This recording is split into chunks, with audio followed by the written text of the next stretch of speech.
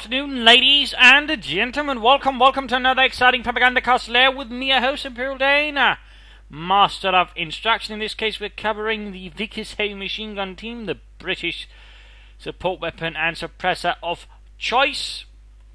Available at 280 manpower from the field headquarters. That is, it is available right off the bat, like the MG42 is for the Wehrmacht, though it is 20 manpower more expensive.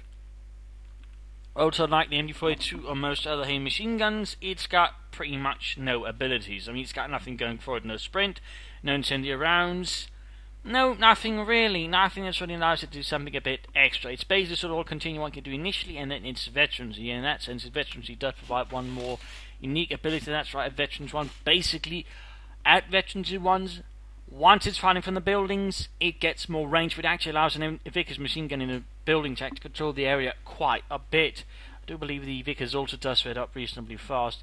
Veteran 2, Veteran 3, more standard fares. It's really Veterans running game really kicks in sort of more unique mode, and again, that's basically sort of working from a building, control the area so much better than any other machine gun in game. And that, of course, also sort of highlight more that this is more of a defensive machine. I mean, you can use it to sort of support offenses and the likes, but to a certain extent, it doesn't quite have the ability to sort of really pull it off.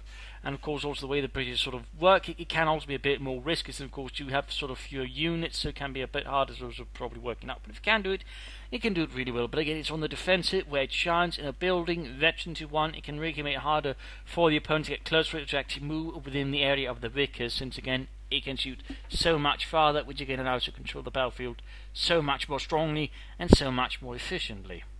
So again, a machine gun with, of course, offensive possibility, but again, it's very much on the defense. It shines, so of course you have to be careful, and of course ensure it doesn't fall into the hands of your opponents, in which case, I mean, well, there you go. You just handed your opponent a Vickers machine gun, which ranks up there with, you know, the Wehrmacht player giving their opponent an MG42. That's bad. So you do have to be careful with them. You do have to be careful about not being too aggressive with it, and certainly not sitting out on his own, because it can quickly end up taking quite the beating. So that is a vital little detail to keep in mind there as a Vickers user. But again, using the buildings, very good, very potent, and in particular, again, Veteran to 1, really good, really potent, really nasty, and quite the obstacle. Generally, though, of course, as always, you can sort of consider using some bar wire to make it harder for your opponents. For example, make a straight beeline for the machine gun. That is always, I would say, suggestible. Mines can also be used in that sense, and always, you know, try not to, you know, leave it, you know, completely unsupported, unguarded, away from anything else, as that can result, for example, in probably formulating a tactic, quickly clearing out, and maybe even stealing it. Generally, it should sort of, you know, be a bit behind the lines if you're sort of going to leave it completely alone, so you know, at least have some time to react. But otherwise, it's best when it's part of a larger defense, so it's not on its own. And again, if you do have to leave it alone, barbed wire, mines, do whatever you can, so if your opponent is going for it, it's going to be as difficult as possible, even with only the Vickers. But again, you can sort of keep to those rules.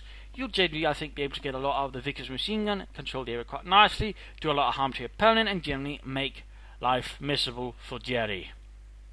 Otherwise, you know, the usual standard tactics of machine guns generally apply. But overall, good defensive machine gun, can be used offensively. Don't play too recklessly aggressively. Always have some infantry screening ahead of it. If you do play defensively, either part of a bigger defense or lay down bar one mines to again make it harder for the opponent to sort of approach it in a beeline and say, for example, clearing out easily. And overall, just make his life miserable moving around the Vickers. So I think that sort of overall covers it. I mean, against a machine gun, there's nothing too unique there. Again, the lack of abilities also means there's not sort of any further depth there. Again, it's basically, again, Veteran to 1. Increased range, that again does make sense. It's overall a pretty potent machine gun. It certainly outperformed the Maxim, for example. Got decent penetration, damage, rate of fire, and so on. So, I mean, overall, pretty solid. Again, Veteran also really puts in space as a really sort of good defensive machine gun, probably the best in the game. So, there you go. Hopefully, this has slightly enlightened you, help you get more out of your Vickers machine guns in the future. If it did, you know, feel free to share the video with others, and of course not your enemies, and otherwise, you know, feel free to spread the word, let more see it, and so on. So thank you all for joining in, hope you had some fun, and hope to see you another time. This is Imperial Dana, cheers, thanks for watching, and bye.